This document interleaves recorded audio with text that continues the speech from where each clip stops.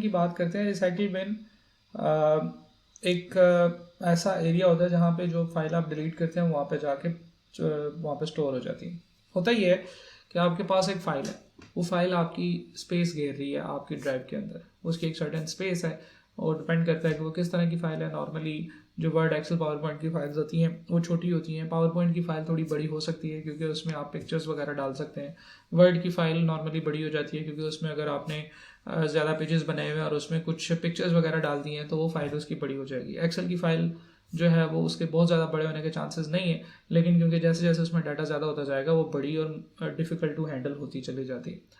लेकिन हर फाइल का एक फ़ाइल साइज़ होता है। तो पिक्चर्स हैं तो उनका फ़ाइल साइज़ होता है, अक्सर एमबीज़ में फ़ाइल साइज़ होता है क्योंकि उनकी रेजोल्यूशन ज़्यादा होती है। वीडियोज़ हैं या सॉन्ग्स हैं या मूवीज़ हैं तो उनकी एक अपना फ़ाइल साइज़ होता है। तो ये जो फ़ाइल साइज़ है ये आपकी स्पेस खा रहा होता है, ये जो भी आपके कंप्यूटर के अंदर स्पेस जितनी होती है। जैसे फॉर एग्जांपल सी ड्राइव में इस वक्त मेरे पास 67 GB की सी ड्राइव थी, जिसमें से सिर्फ 3.46 GB जो है ये अवेलेबल है। बाकी सारी की सारी ड्राइव जो है वो फुल हो चुकी है। न्यू वॉल्यूम डी, इसके अंदर 160 GB की टोटल स्पेस थी, जिसमें से सिर्फ 16 GB की स्पेस खाली रह चुकी है।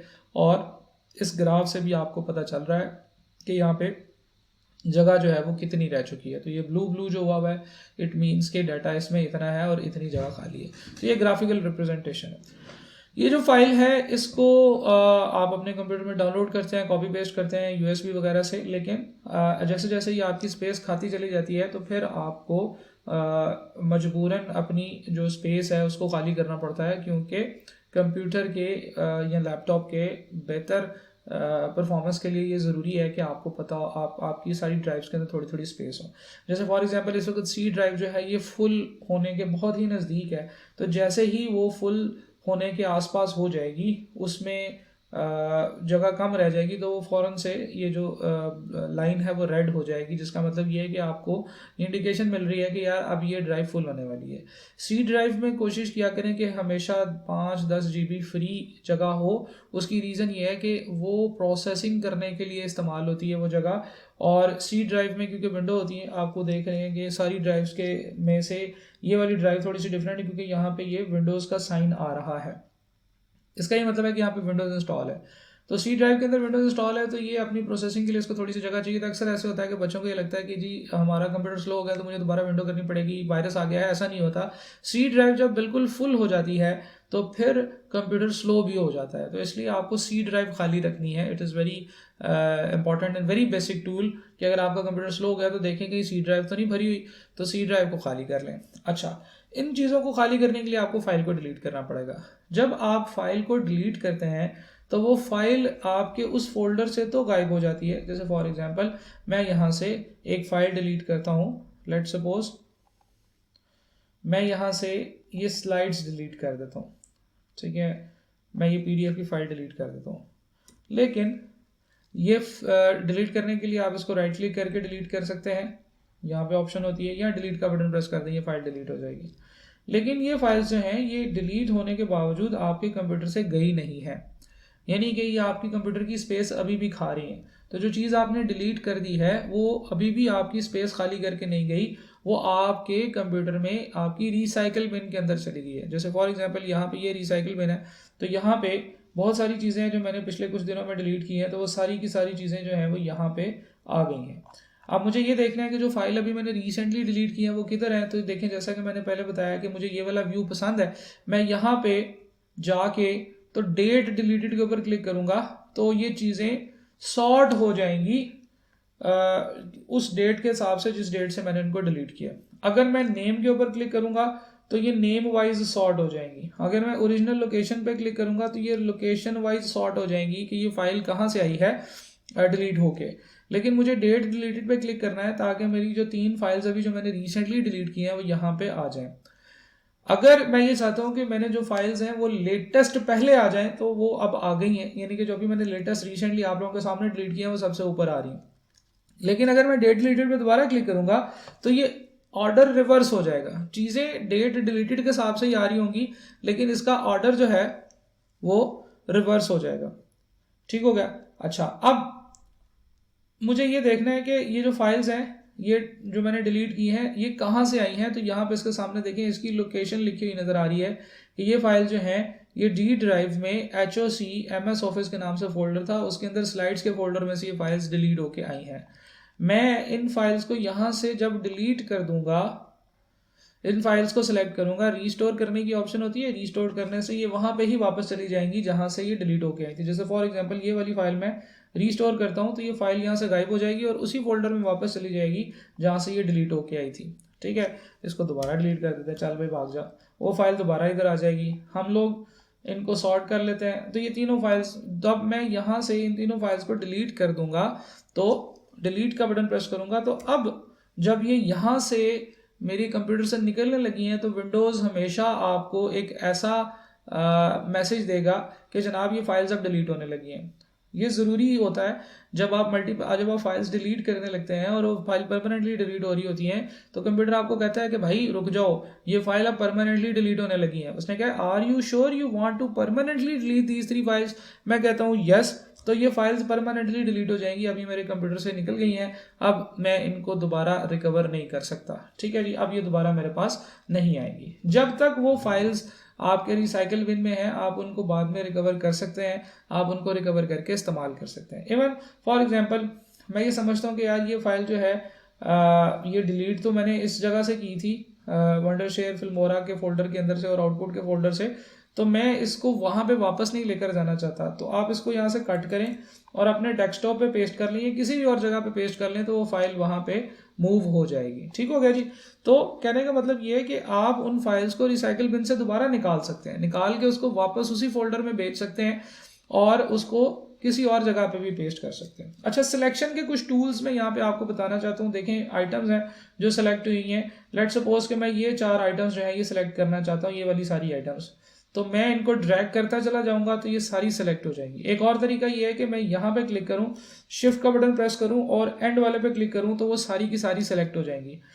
तीसरा तरीका ये है कि अगर मैंने तोड़ की चीज़ों को सिलेक्ट करना है, यानी कि ये वाली चीज़ सिलेक्ट करनी है और फिर मैंने ये वाली चीज़ सिलेक्ट करनी है, फिर ये वाली चीज़ सिलेक्ट करनी है, तो आप कंट्रोल का बटन प्रेस करके रखें और जिस जिस आइटम को सिलेक्ट करेंगे वो सिलेक्ट होती चली जाएगी। इवन अगर आपको लगे कि आपने एक आइटम गलत सेलेक्ट कर दिया है तो आप कंट्रोल का बटन ही प्रेस करके रखें और उस आइटम को दोबारा क्लिक करें तो वो अनसेलेक्ट हो जाएगी। तो आप कंट्रोल का बटन प्रेस करके आइटम्स को सिलेक्ट कर सकते हैं। अगर आपको कंटिन्यूअस सिलेक्शन करनी है तो पहले वाले को सिलेक्ट करें, शिफ्ट का बटन प्रेस करें और आखिरी वाले को सिलेक्ट करें तो ये सारी ही सिलेक्ट हो जाती है। ठीक है जी। अच्छा, और अगर आप ये चाहते हैं कि आपने सारी सिलेक्ट करनी है लेकिन एक्सेप्ट फॉर दीज 2 फाइल्स, तो आप कंट्रोल A करें, सारी फाइल सेलेक्ट हो जाएंगी। आप कंट्रोल का बटन प्रेस करके रखें और जो जो फाइल्स आप अनसेलेक्ट करना चाहते हैं वो आप अनसेलेक्ट कर दें, उनको क्लिक कर दें। तो वो कंट्रोल का बटन प्रेस करके रखें और उनको क्लिक करते जाएं तो वो अनसेलेक्ट हो जाएंगी। तो इस तरीके से आप जो है वो फाइल्स को सेलेक्ट और अनसेलेक्ट कर सकते हैं। ठीक है, और आप उनको फिर डिलीट कर सकते हैं। फाइल्स जो हैं जो डिलीट होकर आपके रिसाइकिल बिन में जाती हैं तो वो अभी भी आपके कंप्यूटर में मौजूद हैं, वो डिलीट नहीं हुई हैं। अगर आपने उनको डिलीट करना है तो आपको रिसाइकिल बिन से डिलीट करना पड़ेगा।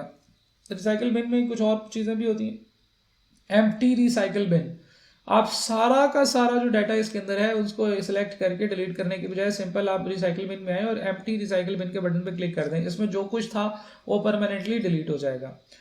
रिसाइकिल बिन की प्रॉपर्टीज हैं, इसके ऊपर जरा ठहर के आते हैं। रीस्टोर ऑल आइटम्स, जब आप रीस्टोर ऑल आइटम्स के ऊपर क्लिक करते हैं तो इसका ये मतलब है कि ये तमाम आइटम्स अपनी रेलेवेंट जगह पे वापस चली जाएंगी जहां से ये डिलीट होके आई थी।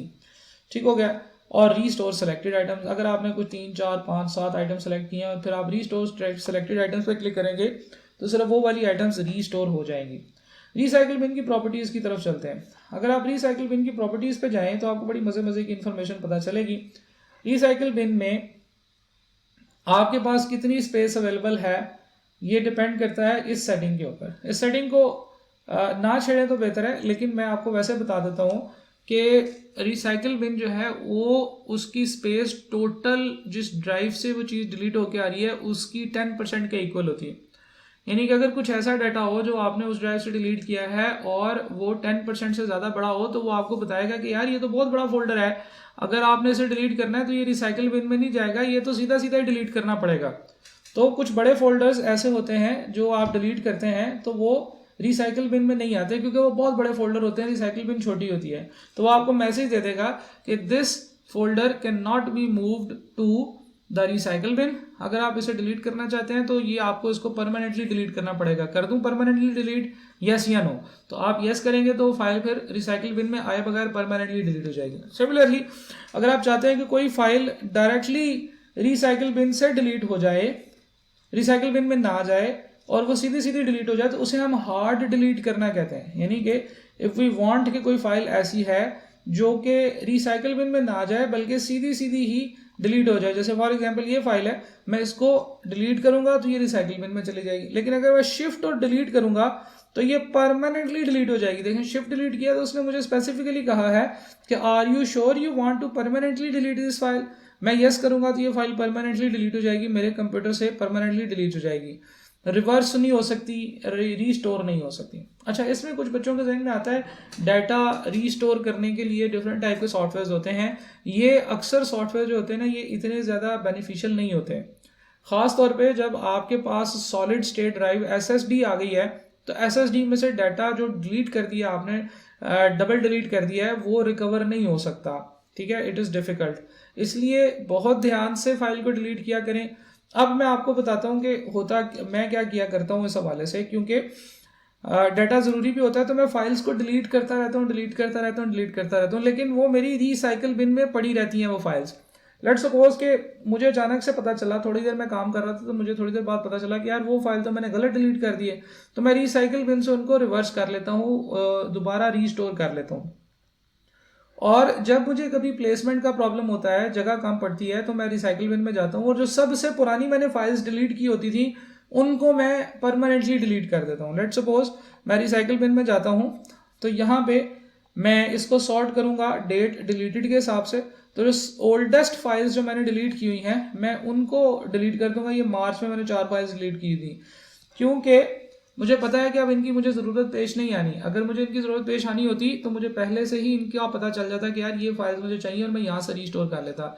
इसलिए बेहतर ये है कि कभी भी फाइल को परमानेंटली हार्ड डिलीट ना किया करें और रिसाइकल बिन को रेगुलरली खाली ना किया करें।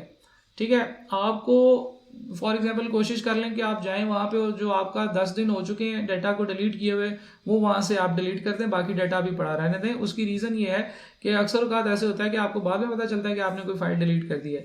तो रिसाइकिल बिन को खाली करने में कोई जल्दी ना किया करें। ठीक है, so this is what we call recycle bin best practices. Recycle bin के बारे में हम लोगों ने समझ लिया कि ये क्या होती है।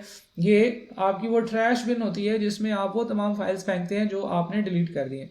ठीक है जी, और इसको फिर हमने ये भी देखा कि इसको रीस्टोर करने के तरीके क्या हैं, फाइल को पकड़ के किसी और जगह पे ले जाने का तरीकाकार क्या है, फाइल्स को का डाटा यहाँ पे सॉर्ट करने का तरीकाकार क्या है। जैसे फॉर एग्जांपल मुझे अभी थोड़ी देर पहले ये मैसेज आया कि भाई आपके पास जो है कंप्यूटर में जगह कम पड़ गई है, तो ज़रा जो कुछ एक्स्ट्रा फाइल्स पड़ी हैं आपके पास वो डिलीट कर दें। तो मैंने उसको साइज़ वाइज सॉर्ट कर लिया। जैसे ही मैंने ये साइज़ के हेडर पे क्लिक किया तो वो फाइल्स सॉर्ट हो गई साइज़ वाइज। एक दफ़ा मैं दोबारा क्लिक करता हूँ तो ये इसका ऑर्डर रिवर्स हो जाता है। तो एक दफ़ा क्लिक किया तो हाईएस्ट फर्स्ट आ गया, दूसरी दफ़ा क्लिक किया तो लोएस्ट फर्स्ट आ गया, मैं दोबारा क्लिक करूंगा तो हाईएस्ट फर्स्ट आ जाएगा। तो सबसे बड़ी फाइल साइज़ की फाइल सबसे ऊपर आ गई है। मैं इन 2 फाइल साइज़ को सिलेक्ट करता हूँ, इन 2 या 3 या 4 फाइल्स को मैं यहाँ से डिलीट कर देता हूँ। तो ये फाइल्स देखिए उसने मुझे कहा परमानेंटली डिलीट करनी है, मैंने कहा यस परमानेंटली डिलीट करनी है, तो वो फाइल्स परमानेंटली डिलीट हो गई। तो इतनी स्पेस मेरे कंप्यूटर से खाली हो गई। तो रिसाइकिल बिन से चीज़ें डिलीट करने के बाद ही आपकी कंप्यूटर में स्पेस खाली होती है। So this was all about recycle bin. और इस तरीके से हमारा जो ये वाला जो चैप्टर है ये भी कंप्लीट हो गया है। हमने देख लिया है कि इस चैप्टर के अंदर बेसिक कंप्यूटर की चीज़ें क्या हैं। हमने स्टार्ट मेन्यू देखा, हमने टास्क बार देखी, हमने रिसाइकिल बिन देखी, हमने फाइल एक्सप्लोरर देखा। ये 4-5 चीज़ें थी जो कि कंप्यूटर की बेसिक से जिनका ताल्लुक है। तो मैं इंशाल्लाह अब आगे आपको मज़ीद बोर नहीं करूँगा।